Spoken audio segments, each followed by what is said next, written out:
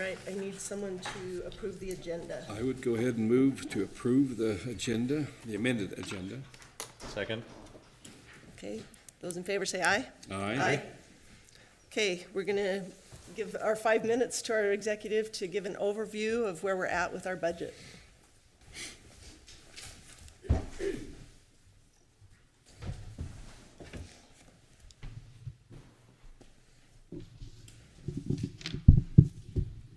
This is the beginning of a truth in taxation hearing, and so there's limited things that can be discussed tonight. I'm going to just briefly review what our budget situation is, where we are on the budget, and explain that. Our budget is in the tentative budget status. That is, it's been presented to the county council. They're considering it. While they're doing that, they have to have a truth in taxation hearing. That deals with revenues, where the budget deals with expenditures. So what they'll be dealing with tonight is the revenues needed to support the budget. The budget, we have worked to try and reduce it as much as possible. We started with a deficit of $7.8 million. We've been able to reduce the expenditures about $2.8 million. With this $3.7 million that's proposed, our deficit will be reduced to about $1.3 million. In saying that, let me just emphasize that 70% of the budget in the county is personnel. So when we reduce budget, we actually have to reduce people we employ. We've been doing that for about 3 weeks. We've eliminated a number of personnel positions and let those employees go. We've also delayed expenditures, and we have put off some expenditures. The way taxes are computed for truth in taxation hearings is based upon revenues. So in order to increase our revenue from its base last year, we have to increase, and we have to have a tax in truth in taxation hearing. But that's the amount of revenue that's increased. How that will translate to your personal taxes will depend on appraisal values, and also will depend on how many new properties are added to the tax roll during the year. Last year, the council advertised that it was considering a 20% raise. In the subsequent proceedings, they reduced that to 12%. But when the 12% was spread amongst the taxpayers, it ended up being closer to 5 to 6%. And many taxpayers didn't feel or have any increase. That's again what will happen this year, because your property tax values aren't determined until May, or even a little later than that. With that said, I turn the time back to the council. Okay, thank you. This Truth in Taxation meeting includes a Truth in Taxation public hearing to hear public comments regarding the proposed tax increase and to explain the reasons for the proposed tax increase. The public is encouraged to participate in person or online. To join the meeting virtually, please visit the Cache County website homepage and click on the meeting link button under the proposed county tax increase. If you're viewing on YouTube and wish to participate, the direct virtual meeting link is in the title. Virtual participants will be called on after in-person comments have finished. And so I would ask again, if you plan to speak publicly tonight, that there's a sign-up sheet over there. I've already got the one, but if you still want to speak, we want to make sure that we have your name. Cache County is proposing an 18% property tax increase of $3,721,500 for 2026 for the purpose of meeting inflationary costs and for personnel and public safety. And so with that, I'm going to open the public meeting. We'll open the meeting to public comment. So we'd like to call on Ron Costal. And would you please keep your comments to 2 minutes if you can, please? Should be easy. So, State your, and go ahead and state your name publicly. I'm Ron Madam Costello. Chair, may I interrupt? Please. I think earlier we mentioned that the link for to join the meeting is in the YouTube description, not the title. In the title? Oh, in the description. in the description. Okay, thank you, Mark. So if you're listening online, the link to participate virtually is in the description of the YouTube channel. Okay, the YouTube video. Okay, I'm sorry, Ron. Go ahead. Your 2 minutes can I'm start Ron now. Costello. I'm a resident of Logan. Okay.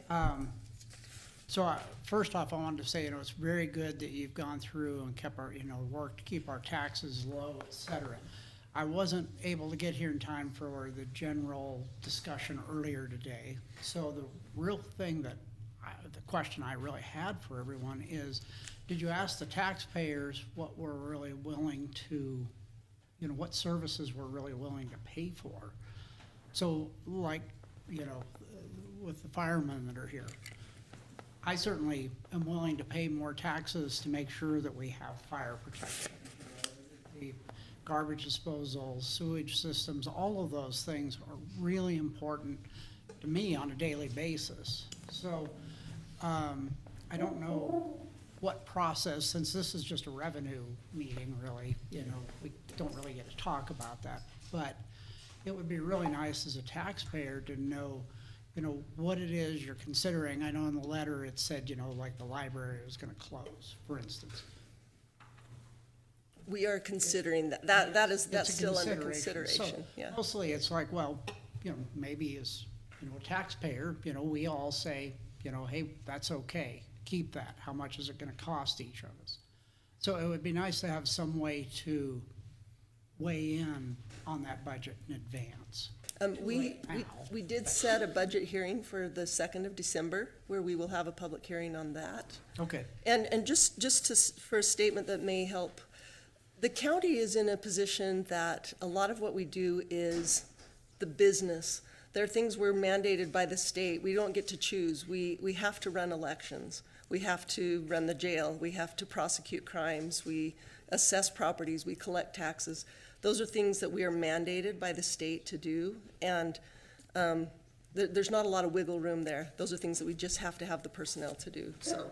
I was just gonna mention, in the prior meeting, the gentleman was up talking about the Bonneville Shoreline Trail funding.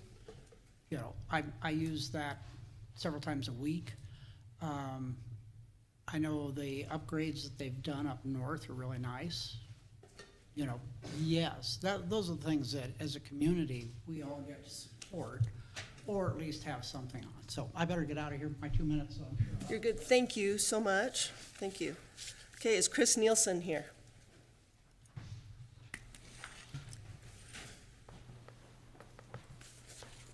I always love coming to these meetings, very enthusiastic. Some problems I have with increasing taxes, number one, and I know I've heard from a lot of people, especially the sheriff who's in Paradise with me, that you're the lowest paid council in the state. I really don't care.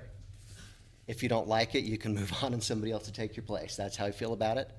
Where it comes to fire service, I did a development down in Davis County back in 2014, and we were required to put an 8-inch water line. We're in the middle of nowhere. Clinton Fire was in charge of the fire, and they wouldn't let me not do it unless Clinton Fire said, yeah, you can go ahead and do it. He said, no, this is our ordinance, you're going to do it. And you know what I asked him? I said, I want you to give me in writing a promise that you can make it to these 3 homes before they burn down. And he said, I can guarantee you we won't make it, but that's the ordinance. This is the problem we have, is we stretch ourselves so thin, oh yeah, we can't make it. And it honestly a waste of taxpayer dollars. I know our county clerk really well. I know our attorney really well. Good people. My number one problem with Cache County and with the state of Utah right now, every one of you that have an oath of office are required to have crime insurance under the state code. And it's supposed to be kept at the clerk's office under state code. Guess who doesn't have it? Our clerk. He's never even heard of it. Why is that? I've had the same problem at the state level with my state property taxes. I can't even get a copy of their oath of office. I've submitted 3 grant requests, can't get what I need. Can't get the crime insurance. Why is this? Why are things hidden from the people? They're supposed to be open and acceptable to all to get, and yet we can't get it. Deny, deny, deny. That's what I get. We don't have it. Well, go find it. That's what I want from you. I want service. If you believe you have service, I want to see it. And that's all I really have today. I want to see property taxes eliminated, and I think as a country, we've got 7 states right now that are on board to do that. Make it up somewhere else. I don't care where it is.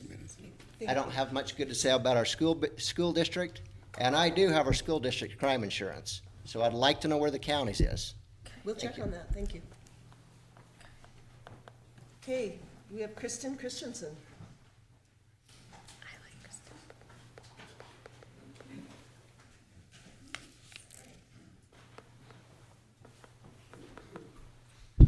Hi, my name's Christine Christensen, and first I wanted to say thank you. I've appreciated reading in the newspaper of your hard work and effort in tackling this issue, and I just appreciate the letter that came out. I thought it was well written and gave us the information that we needed, and I'm glad that you offered to have time to explain. The 2 o'clock time is kind of difficult for those of us who work, but I still appreciated that that was offered. I wanted to thank the department heads and all those who have had those hard conversations and difficult decisions. So I appreciate that you have done the work before you come and say we're going to raise your taxes, and explaining it. Anyway, well done all the way around. But my question is on the deficit. So you said that we're currently running a deficit, and we have been, and we will this year at least as well. Where does that deficit come from? I mean, who makes up the difference on that? We currently have a rainy day fund that we would like to keep for a rainy day, but that does give us the leeway so that we're not borrowing money and going into debt. We can cover the deficit. And our goal is to get to the point where we can keep property tax levels at a level that we don't have to go into that at all. And where did the rainy day fund come from? It's been built up over years for a lot of conservative management of county funds. Some of it came from COVID, but it's a fund that we would really like to keep And for as much as we, and for large expenditures that may come up. Thank you. Did you want to say something else about that, I would George? just say, we have 22 million in unreserved funds at this point, so we have more than adequate to cover the fluctuation.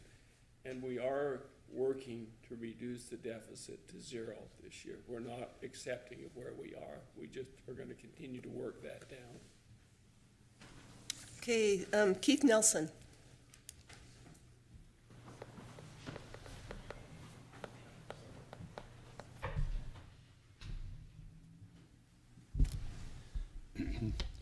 I lived in Cache Valley most of my life, and when I was 14, I bought my property. I pay more now on taxes each month than I did for my property back then. It was my goal as a young man that I might build a home there one day, and I've been looking forward to owning that home. As you well know, I don't own my home. I rent it from y'all. And to prove that, I just have to not be able to pay for about 3 years, and you'll sell it for me, right?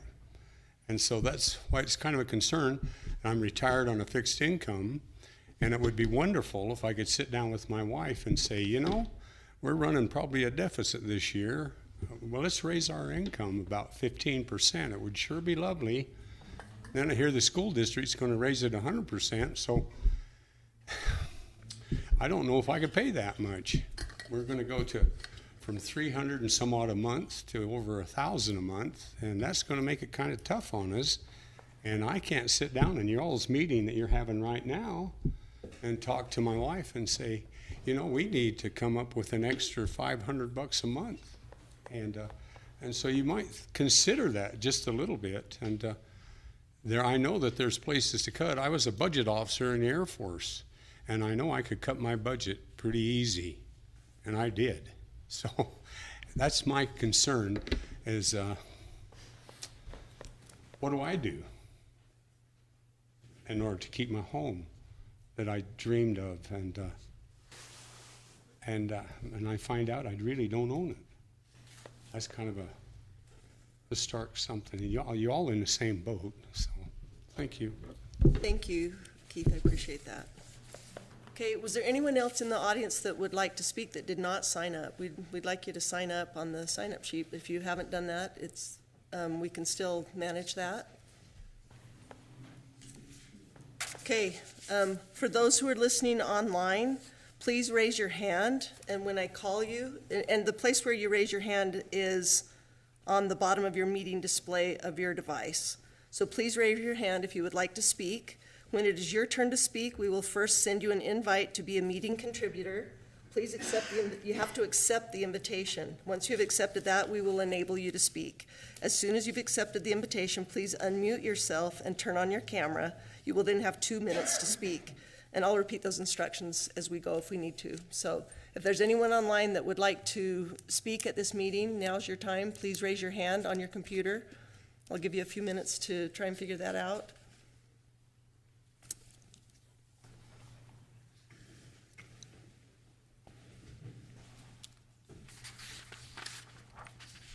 I'm just watching my computer to see if anybody.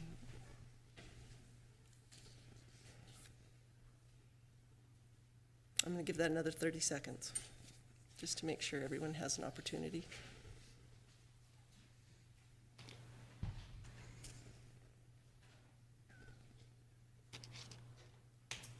I don't see anybody. Do you see anybody, Ethan?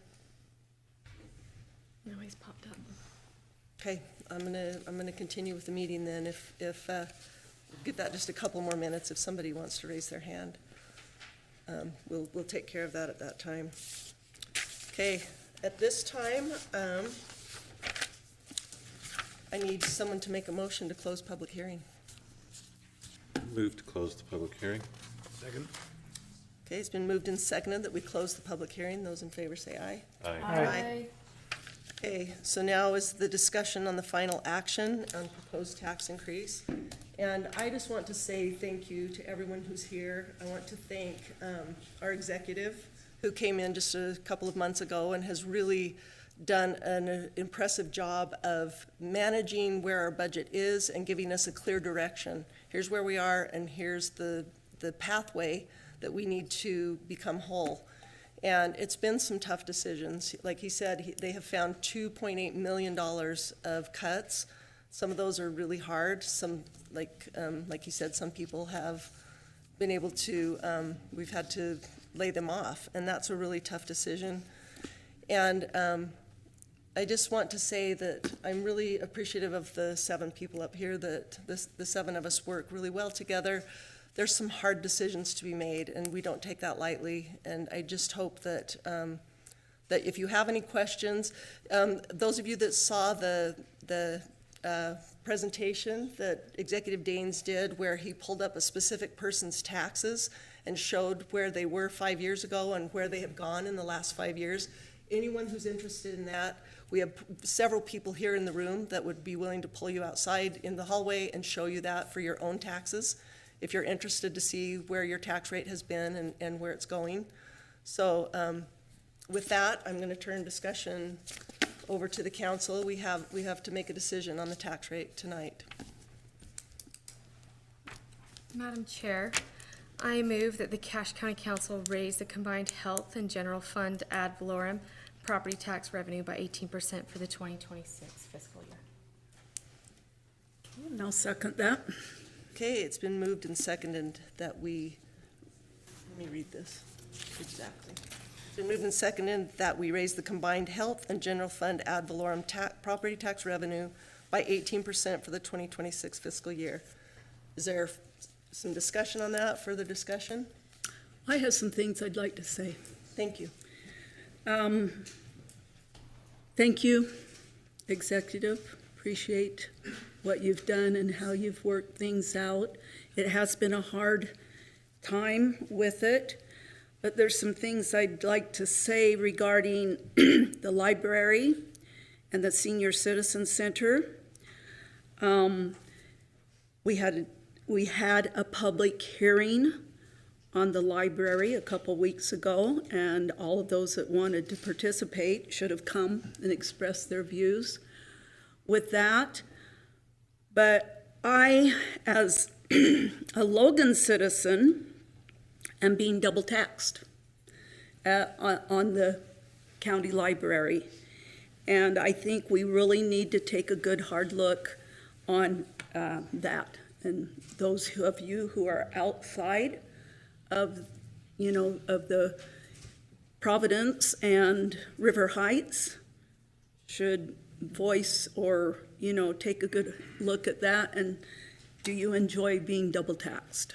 That's one of the things I want to say on that. For the Senior Citizen Center, Executive Daines mentioned this afternoon. He is not going to do anything right now with the Senior Citizen Center, and I totally agree with that. I think it's a very important part of this valley, and that we need to look at that. But to increase revenue, and just the thought out, to throw out there, have we ever considered charging the summer citizens when they come into the valley and they go get a free meal? They're not paying any taxes or anything here. Should we not be charging them a little bit of money to come and get a meal at the Senior Citizen Center and have some income there? It's just a thought out that way. Customer service was mentioned. If we don't have the people or the revenue to provide customer service, then yes, we have a problem. And to us, all of you out there, to me, all of you out there are our clients. You are our customers. And you come and use our services, and we're glad to provide those services, but we need to have the people available to provide that to you. And I know I've heard comments, well, so-and-so, I went to do this and I went to do that, but no one would help me, or nobody had the time to give me the answers that I needed. And so, we need to provide a customer service to our people. And I appreciate all of our people here. One last thing, security. We need to have our security here in the valley. We have an excellent cash attorney's office. We have an excellent sheriff's office that helps us. And we need to provide them with what they need to protect our people here in the county. And that's all I have to say. Thank you, Barbara. Is there any other discussion?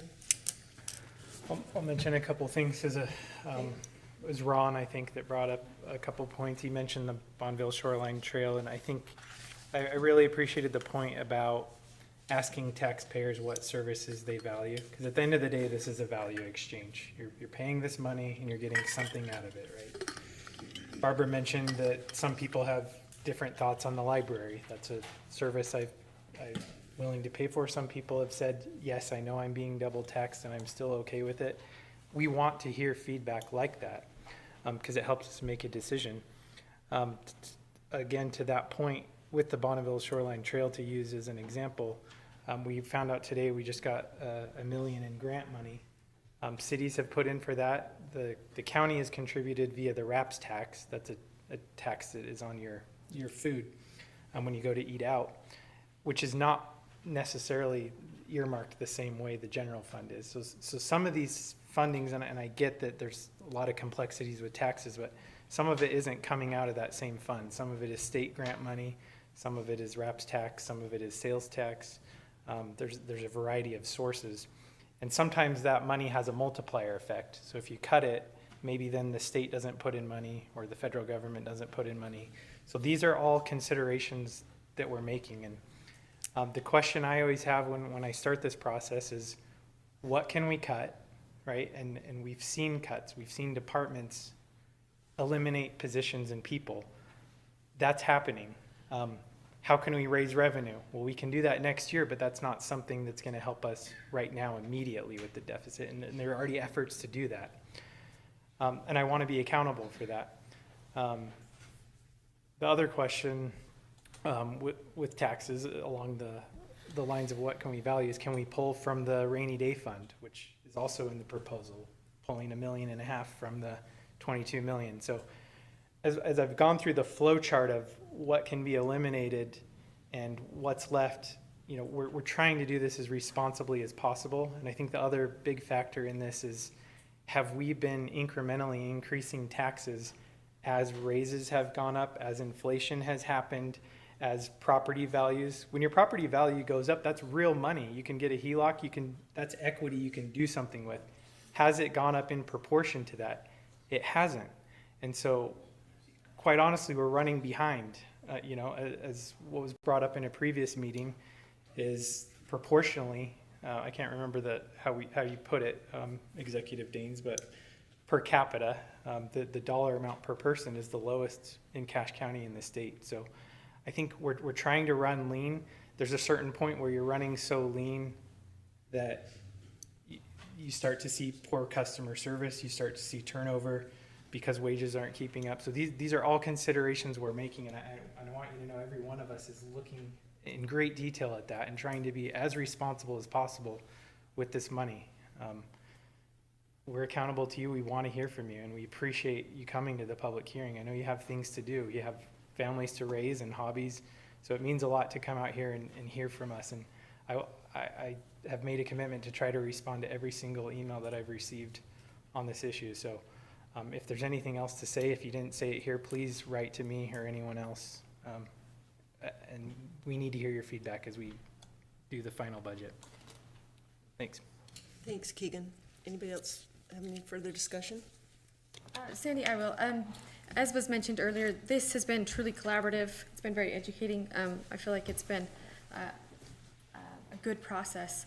And now if we narrow down the revenue portion and we move into actually the budget portion for the next few weeks, I encourage those that want more input, reach out to each of us as we go into the expenditures.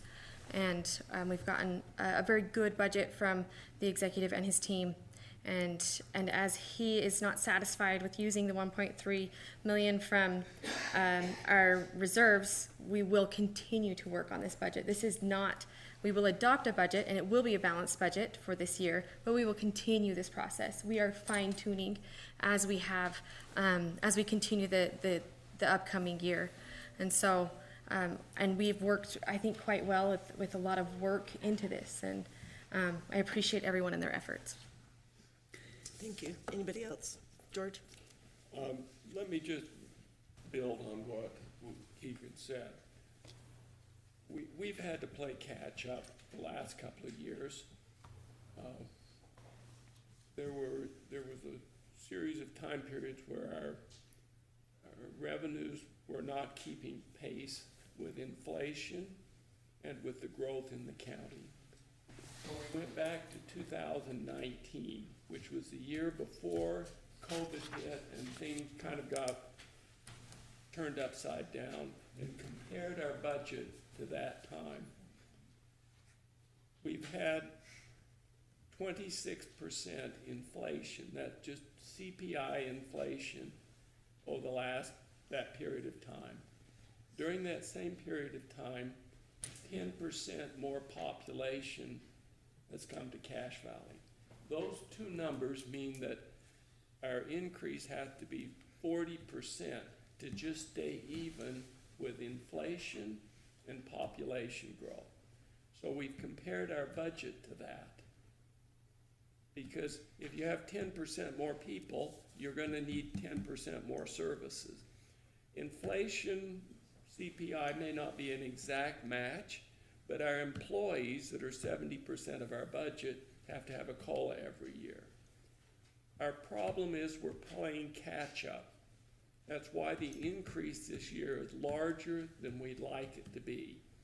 What I would hope is that our increases going forward match inflation plus growth in the county.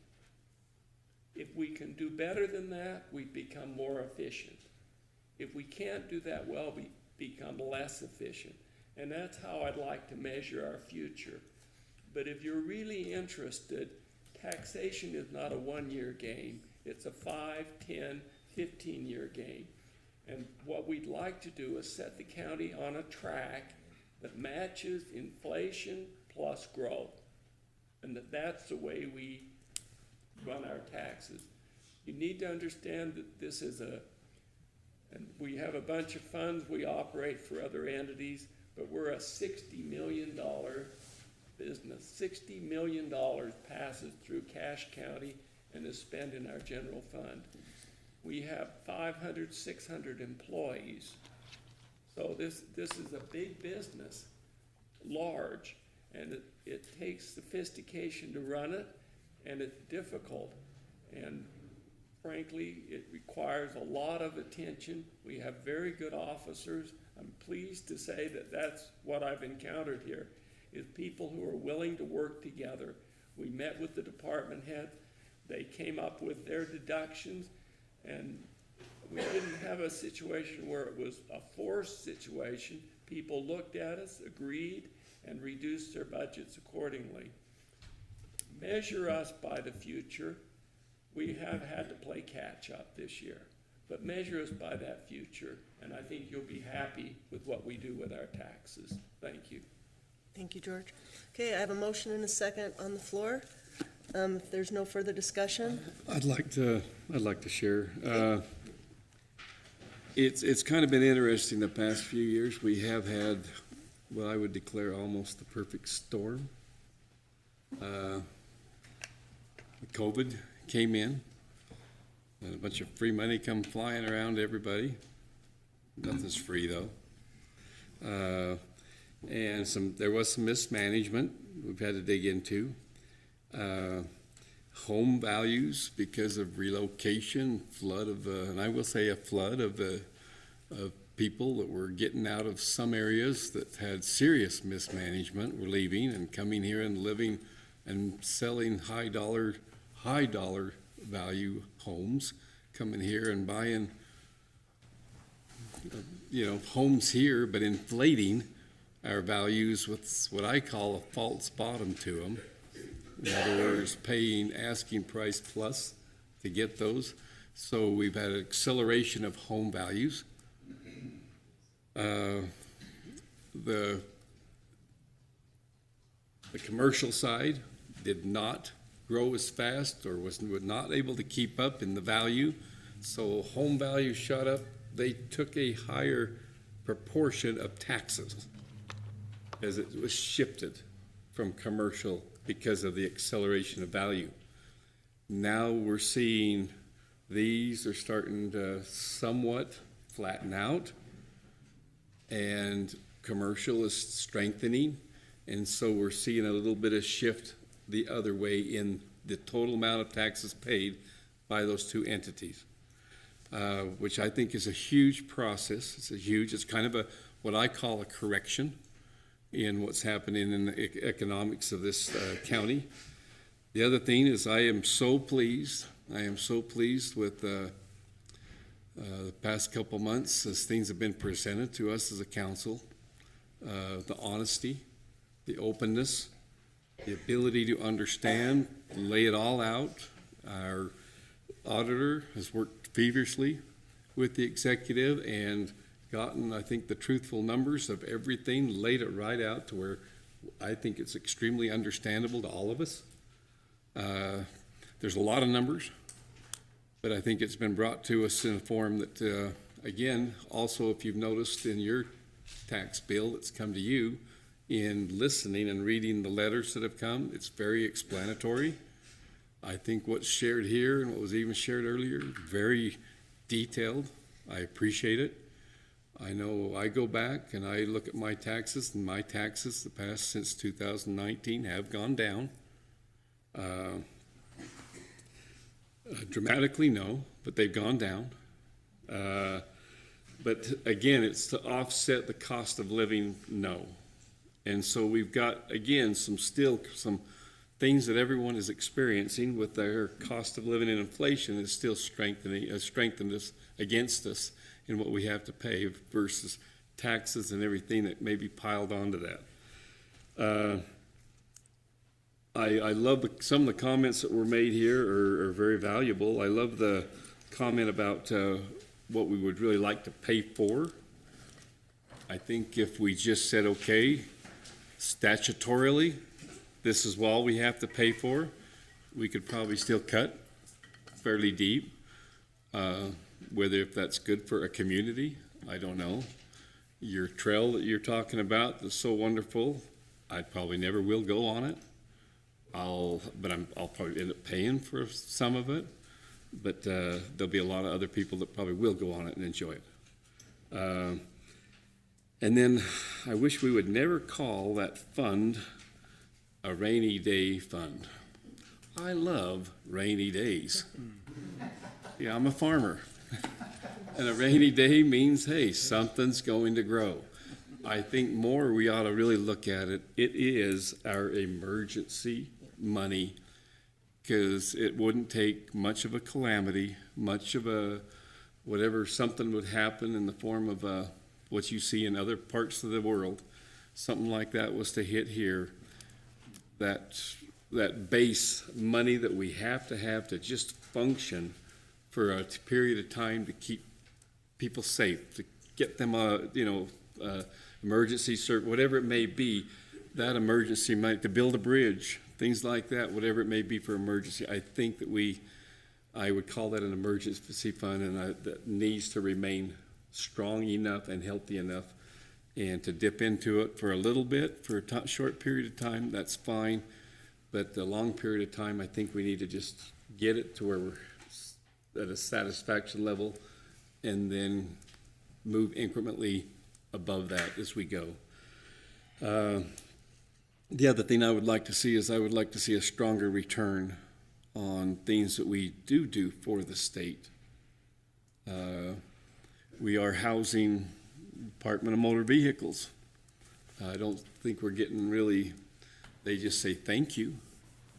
But it's costing us as county, it is a convenience, but it's costing the county quite a bit of money to have them, within our facility, and we're not being reimbursed really what we should be getting from the state for things like that. So that would be a source of revenue. So a few things like that as we dig into it, and the comments that I've heard here, I think are valuable comments. I personally want to thank everyone that's, it does. It means, as elected officials, it means we have a deep yearning to really do what is right. The problem is, what's right for one is maybe not right enough for another.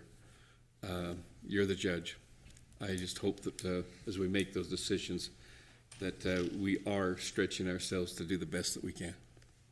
Thank you. Thanks, David. Any further discussion before I call for a vote? Okay, it's been moved and seconded that the motion's been moved and seconded. Those in favor say aye. Aye. Any opposed? Okay, thank you all so much for being here. Also for Mr. Nielsen, I got a text from our clerk that said we do have crime insurance through the trust. We don't have them in our possessions, but they can be provided to us, and so we'll work on that. Okay, with that, I'll take a motion to adjourn. So moved. Second. Moved and seconded, we adjourn. Those in favor say aye. Aye. Aye. Thank you all for being here and being a part of this. We appreciate you. Thank you so much for engaging in this. I'm going to have the appetizer, and then I'm going to have a make Dessert. No, I just wanted to say about your comment about the senior center.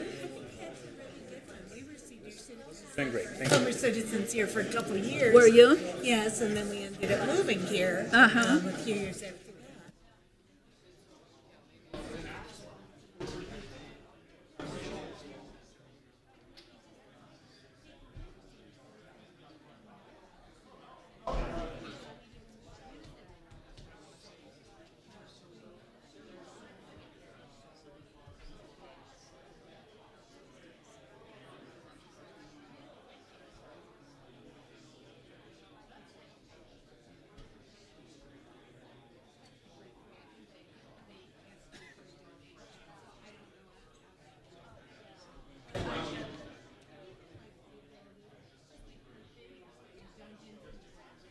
Nathan.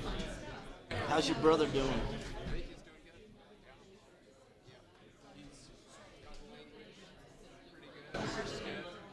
Portuguese, right? You have to tell me again where he is.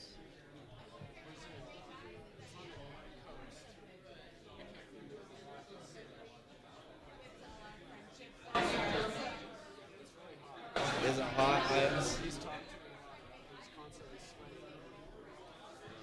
Probably no AC.